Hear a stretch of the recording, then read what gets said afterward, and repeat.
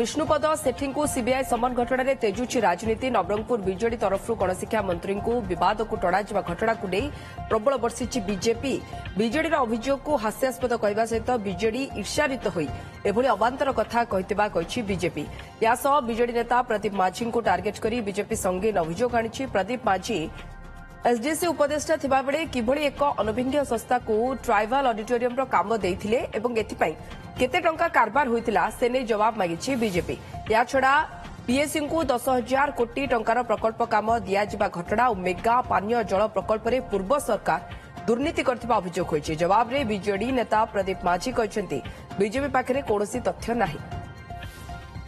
जिल्लार नेता माने ईर्षा परायण है मान्यवर मंत्री को इस्तीफा दाबी करछन्ती। जो ब्रिज एंड रूप्स भली पीएसओ मान काम दिया से एलिगेशन आनी विगत 5 वर्ष रे केवल आदिवासी विभाग 700 रु ऊर्ध 10,000 कोटी ऊर्ध टंका ठिका काम से एवं एसडीसी चेयरमैन जे थिले नवरंगपुर आदिवासी नेता नवरंगपुर रे आदिवासी म्यूजियम करने 5 कोटी टंकार ओसीसीएफ नामक एक संस्था को देइछन्ती। जो ओसीसीएफ संस्था विगत दिन रे तार ठिका निर्माण कार्य अभिज्ञता नहीं सेटा सेतबेले से अर्थ कारबार करना कौन प्रमाण अच्छी।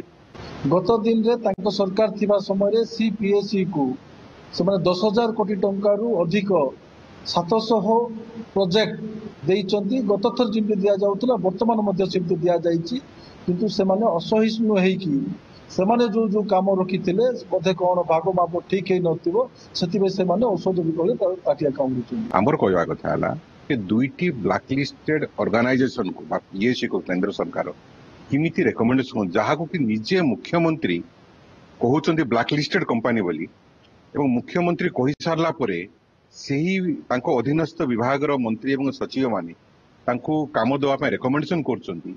ये गोटे छोटिया घटना नु एवं यारो पुंखानुपुंख तदंत होके आगामी दिन रे समस्त कथा पदाको आसीबो। उपदेष्टा थी उपदेष्टा अर्थ होचे एडवाइजर काम हैला जे सरकार को उपदेश देवे एवं मॉनिटरिंग करे से आम समस्त निष्पत्ति क्रमे दिया जाइए। असमर्थता प्रकाश कले मना कले आम कर टंका पड़ी रही।